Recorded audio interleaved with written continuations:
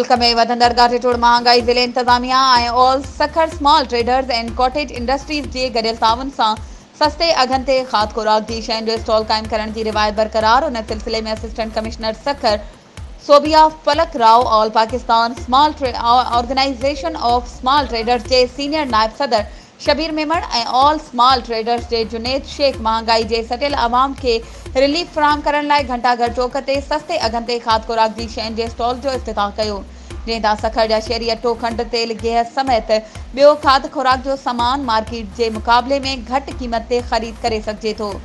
उन मौक़े ते असिस्टेंट कमिश्नर सखर सोबिया फलक राव जो मीडिया सां ॻाल्हाईंदे चवणु हो त all Sukkur small traders and cottage industries जे तरफ़ां आवाम खे रिलीफ फराहम करण लाइ अशिया खुर्द नोश जा जेके स्टॉल क़ाइमु कया पिया वञनि अहिड़ा क़दम इंतिहाई क़ाबिले तारीफ़ आहिनि,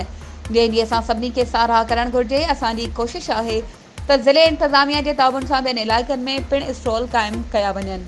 वधीक ख़बरुनि ऐं अपडेट्स जे लाइ असांजे चैनल खे सब्सक्राइब कयो ऐं हा बेल आइकन खे प्रेस करणु न विसारिजो त जीअं असांजी हर नई अचण वारी वीडियो तव्हां ताईं पहुची